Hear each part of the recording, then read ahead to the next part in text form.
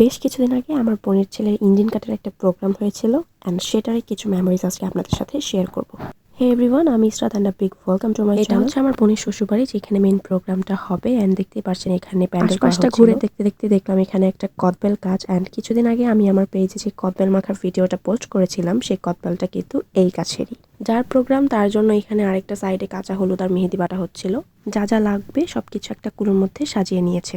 এইখানে পরের দিন সকালবেলা রান্না করার জন্য কাটাকুটি করা হচ্ছিল। আরেকটা সাইডে এখানে ডিজে গান চলছিল।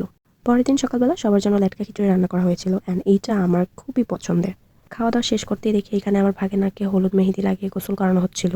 এরপর আমরা সব কাজিনরা মিলে হচ্ছে এই কলেজের ভিতরে যাই অ্যান্ড এই কলেজটা আমার বোনের বাসা থেকেই দেখা যায়, এতটা কাছে ছিল। খুব বড় একটা এরিয়া নিয়ে এই পুরো কলেজটা, কলেজ বললে ভুল হবে, এখানে প্রাইমারি স্কুল, ভার্সিটি, কলেজ সব একই সাথে অ্যান্ড এইখানকার মাঠটা অনেক বড় ছিল। এইখানে যাওয়ার পর আমরা দৌড় প্রতিযোগিতা করি, যেখানে মেয়েদের আর ছেলেদের আলাদা আলাদা হয়েছিল। সেদিন আমরা সবাই খুবই মজা করেছিলাম এই জায়গাটায়। সকাল থেকে দুপুর পর্যন্ত পুরোটা টাইম আমরা এখানেই থাকি। এরপর আমরা চলে যাই দুপুরের খাবার খেতে। আমাদের গোষ্ঠীর বড় ভাই আমাদেরকে সার্ভ করে দিচ্ছিল। প্রথমেই পোলাও আর ভেজিটেবল দিয়ে আমি খাওয়াটা স্টার্ট করি অ্যান্ড সেদিনের এই ভেজিটেবলটা অনেক মজা ছিল। তার সাথে আমি এখানে নিয়েছিলাম এক পিস চিকেন রোস্ট। এগুলো দিয়ে খেতে খেতে দেখি এখানে আমাদের তাহেরি ভাই আমাদেরকে গরু মাংস সার্ভ করছিল অ্যান্ড এইখানে আমার আরেক ভাগিনার রিয়াকশনটা জাস্ট আপনারা দেখেন। ও কেন এরকম রিয়াকশন দিচ্ছিল আই ডোন্ট নো। সো যাই হোক, ওর এইসব দেখার পরে আমার চোখ যায় আমার ভাইয়ের ছেলের ওপর। ওর চিবিয়ে খেতে খুবই কষ্ট হচ্ছিল। কি চাবাই কি খাবে, ওর সামনে তাদের ফাঁকা অংশ দিয়ে সব খাবার বের হয়ে যাচ্ছিল।